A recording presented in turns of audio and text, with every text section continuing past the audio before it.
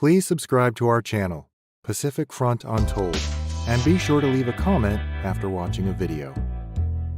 Towering over Tokyo, the Sunshine 60 skyscraper in Ikebukuro stands in stark contrast to Japan's modern skyline and its complex historical legacy. The site was once home to Sugamo Prison, where the fates of many Japanese war criminals converged. Between 1945 and 1958, Sugamo Prison held most of those convicted of war crimes, including individuals tried in the Tokyo and Yokohama trials, as well as those repatriated from Allied tribunals overseas.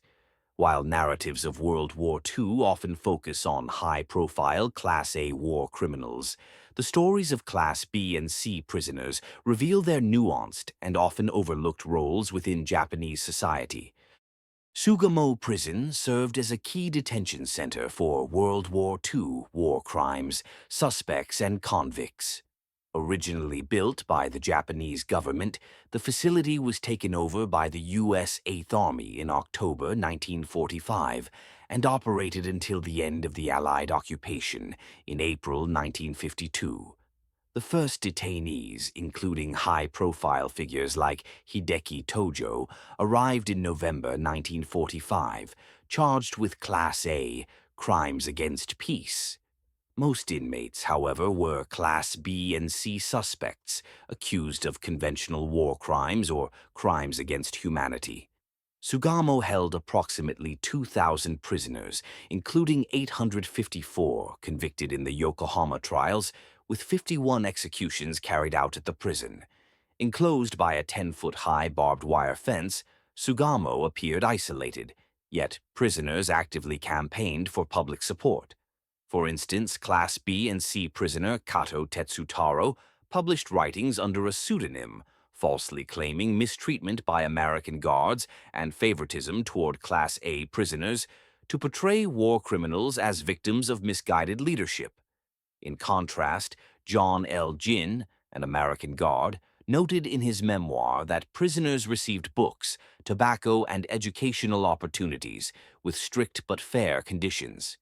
Ginn stated, "The Americans had no intention of allowing the prisoners to fare better than the Japanese civilian population." As Cold War tensions rose, U.S. personnel withdrew, and Japanese authorities resumed control by 1952, aligning with U.S. efforts to rehabilitate Japan. Most prisoners were paroled before the final releases in 1958. Despite growing public sympathy in the early 1950s, Class B and C prisoners faced social stigma and struggled to reintegrate, prompting them to pressure the Japanese government for advocacy. The grievances of Class B and C war criminals originated in the Yokohama trials, which prosecuted Japanese soldiers for perpetrating, ordering, or allowing atrocities, unlike Class A criminals who were tried for planning and initiating aggressive war. Debates over the legal culpability of individual soldiers led to clemency petitions seeking to reduce or overturn sentences. Partial records of 94 cases include defendants' appeals and civilian petitions, often highlighting mitigating factors or character evidence. Watanabe Tomikuni, confined at Sugamo Prison on February 22, 1946, and tried on August 5, 1947, was a guard at Ofuna Naval Interrogation Camp in Honshu during the war. He was convicted on 3 charges of mistreating American and Allied prisoners of war and sentenced to 5 years of hard labor. In his defense motion for modification of sentence, Watanabe's defense presented affidavits from former prisoners to demonstrate his character. For example, Exhibits 5 and 21 stated, "The Englishmen slapped and cuffed American prisoners for minor infractions of camp rules. That Englishman was not guilty of any serious brutality or atrocities. While I was in the camp, this man, Watanabe, because of his knowledge of the English language, often served as an interpreter. He was strict while on duty, but not mean or cruel. In fact, he was rather friendly off duty. These affidavits argued that Watanabe's actions were shaped by his environment rather than personal intent. Ultimately, Watanabe was granted clemency, with the decision citing the large number of affiants who have spoken very favorably of their contact with the accused.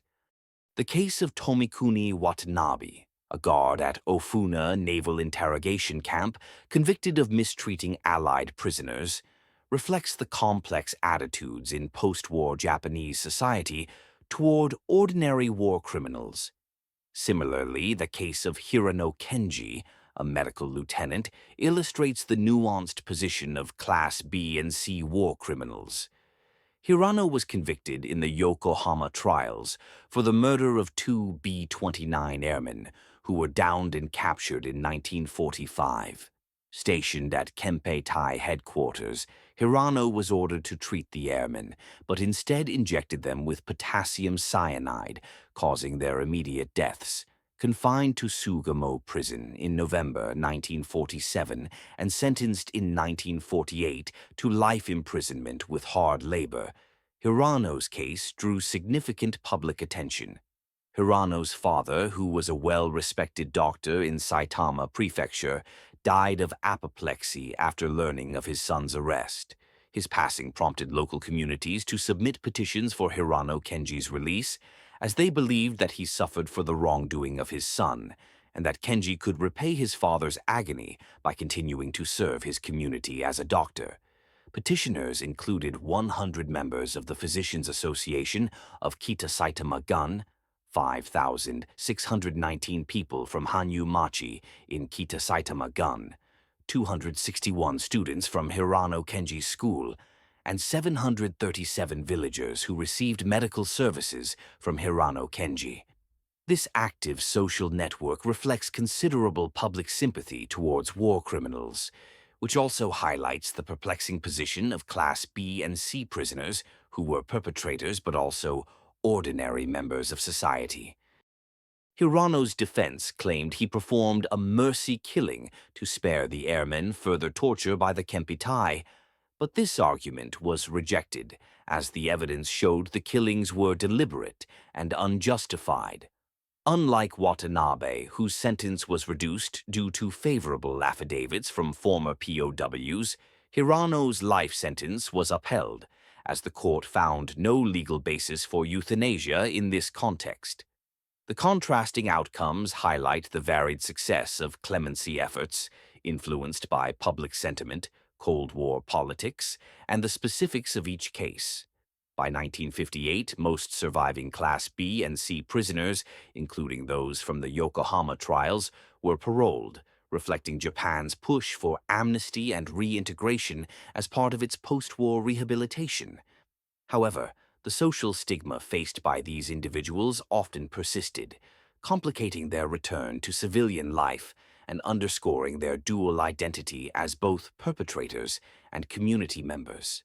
Sugamo Prison, demolished in the 1970s, has left little physical trace beyond a stone monument in Sunshine City's Higashi Ikebukuro Central Park, inscribed with "Praying for Eternal Peace," marking the former execution site. The stories of Sugamo's prisoners, particularly those convicted in the Yokohama trials for Class B and C war crimes, reveal the complex human dimensions of World War II. These individuals, often ordinary soldiers or low-ranking officers, were both perpetrators and products of wartime circumstances, caught between personal responsibility and societal pressures. Sugamo's legacy underscores that while Japan's surrender in August 1945 marked the official end of World War II, the war's moral, legal, and social repercussions lingered in Japanese society for decades. The site's transformation into the modern Sunshine 60 skyscraper reflects Japan's post-war reinvention. Yet the monument serves as a quiet reminder of the unresolved tensions between justice, reconciliation, and memory.